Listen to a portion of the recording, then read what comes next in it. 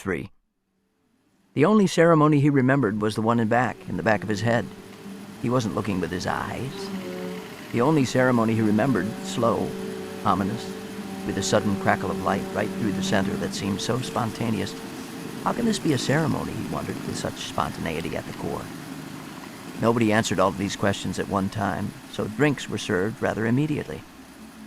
But why bother? Because I'm already drunk, remembered his inside, and Mr. W. could only smile along with everybody else, knowing that all references were to him specifically, even though it seemed that other people were, shall we say, inhabiting his private equation. Go to the blackboard, Mr. W. Let's see your mathematical flash. Mr. W. went to the blackboard and wrote his own name. Wasn't that clever of him to do that? And even the occasion now seemed to call for it in retrospect. 13. Exoticism solves nothing, registered the amateur genius as, at his desk, he made his pencil proceed like a projectile as it scratched truths of different degrees of validity onto the page he imagined unfolding under the pressure. Mental pressure? That certainly wasn't exotic, at least not compared to the jungle. And he immediately swings his eyes to the right and left. How odd to be limited to those two options, he thought, and decided to head for the place food was stored. If nourishment weren't available, the whole definition of life would have to be different. He chewed on his pencil briefly, and a thought of roses rose in his mind. Could you say it inflated or deepened or increased? He wrote the word, pressing deeply onto the piece of paper on his desk. Oh no, error. He was already lifting food out of the refrigerator, and before he tasted it, that is to say, the next step was real eating, the swallowing that happened was preceded by the aroma, and he said, the aroma itself, and twisted the pencil in a new way between his fingers that made heat, roses from the wood. I really want to be outdoors, said the amateur genius. This was all to himself. In the garden he noticed the flowers less than the background of walls and buildings against which they took place, in what was a golden haze, and even in the distance things like parts of factories and other atmospheric coincidences that did seem to partake of the general industrialized setting in which all of this was, placed. The Mind King gnawed, one time more, lightly on the pencil he was still carrying but didn't need except for his fingers.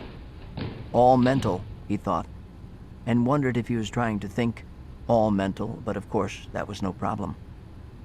Then he had a wonderful idea and made a pencil out of a piece of rosebush, the stem cut properly for the purpose, with an amount of lead attached at the end of the studded with thorns cylinder, and the writing that occurred from that invention had a whole different quality, which for a whole day at least was refreshing. 7. Tight nothing. And the Mind King was buttoned down for a night of dream pictures. Everything had a key, or was a key. So the Mind King had work for a lifetime that to other people looked like wasting his time. He pulled open a drawer and took out a pair of socks, and indeed did what everybody else does. Well socked, he walked into the next room and rolled about a bit. That is to say, first stretched himself on the carpet, of course. What was this a key to? Was this busy, wondering Harold? This rolling about, this donning of the socks, which in and of itself was quite what you call ordinary. He got the Mind King's point, but he didn't get the Mind King's point. His arm hurt from trying to understand. That's the key. How come the stress and strain in your particular case? My arm, Harold interrupted before he could finish his question. Yes, my arm. And it seemed to throb in reply. And thinking about that, he felt giddy, said Harold, talking about himself. The next thing anybody knew, Harold had thrown himself onto the carpet, and he turned over 2 or 3 times in a row in a particular way that one could have called rolling. Harold is rolling, they could have said. But Anna Marie asked him, politely of course, to take off his shoes because it offended her sensibilities to see the bottoms that did all the stepping on things. And they did become very visible in the course of the rolling. Oh yes, everybody agreed. Anna Marie is correct. Attention is certainly called to the bottoms. And Harold was glad in complying that he was wearing nice, and somebody else read for that. Clean. You know what? Socks.